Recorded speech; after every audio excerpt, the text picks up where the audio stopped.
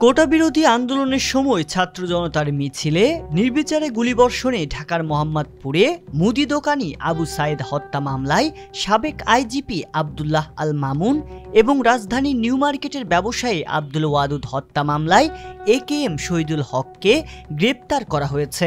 গ্রেপ্তারকৃত দুই আইজিপিকে পৃথক দুই হত্যা মামলায় 7 ও 8 দিনের রিমান্ড মঞ্জুর করেছেন আদালত। বুধবার 4 সেপ্টেম্বর সকালে ঢাকার মেট্রোপলিটন ম্যাজিস্ট্রেট আক্তারুজ্জামান রিমান্ডের এই আদেশ দেন। এদিন ভোরে তাদের আদালতে হাজির করে 10 দিন করে রিমান্ড আবেদন করে পুলিশ। আসামি পক্ষের আইনজীবী রিমান্ড বাতিল সহ জামিন আবেদন করলেও শুনানি শেষে বিচারক শহীদুল হকের 7 এবং আব্দুল্লাহ আল মামুনের 8 দিনের রিমান্ড মঞ্জুর করেন। ঢাকা মহানগর পুলিশের জনসংযোগ বিভাগের পাঠানো দুটি পৃথক বার্তাতে জানা যায়, সদ্য সাবেক পুলিশ প্রধান চৌধুরী আব্দুল্লাহ আল মামুনের বিরুদ্ধে মামলা হওয়ায় সেনা হেফাজতে থাকা অবস্থায় আত্মসমর্পণের ইচ্ছা প্রকাশ করেন। তারই প্রেক্ষিতে তাকে হেফাজতে নেয় পুলিশ।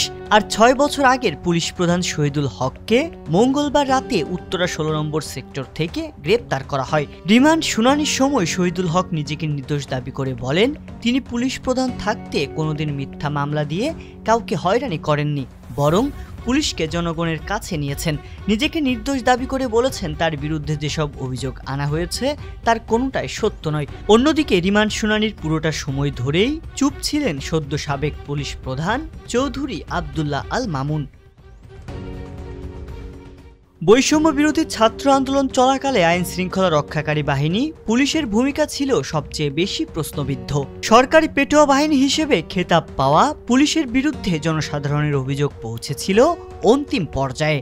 গত জুলাই থেকে আগস্টে শিক্ষার্থী সহ সাধারণ মানুষের ওপর পুলিশ যেভাবে নির্বিচারে গুলি চালিয়ে হত্যাযজ্ঞ চালিয়েছে তাতে এর পেছনে মূল পরিকল্পনাকারী হিসেবে কাজ করেছেন শতাধিক পুলিশ সদস্য।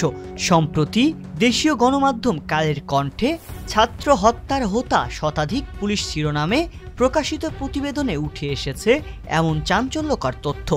আন্দোলনে হত্যাযজ্ঞে সরাসরি অংশ নেওয়া ও নেতৃত্ব দানকারী 95 জন পুলিশ সদস্যের নামে ডিএমপির বিভিন্ন থানায় গত 13 আগস্ট থেকে গতকাল পর্যন্ত 284টি মামলা করা হয়েছে, যার মাঝে সবচেয়ে বেশি মামলা হয়েছে যাত্রাবাড়ী থানায়।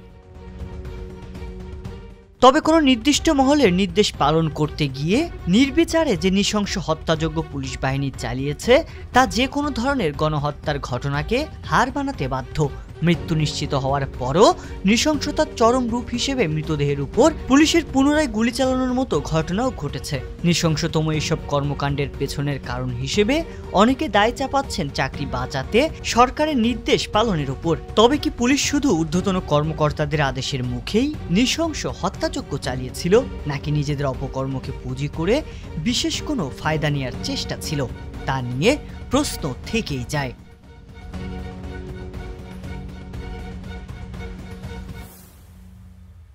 সংবাদ, ফিচার ও অনুষ্ঠানের জন্য ভিজিট করুন সংবাদ প্রকাশের ওয়েবসাইট এবং যুক্ত থাকুন ফেসবুক পেজ ও ইউটিউব চ্যানেলের সঙ্গে।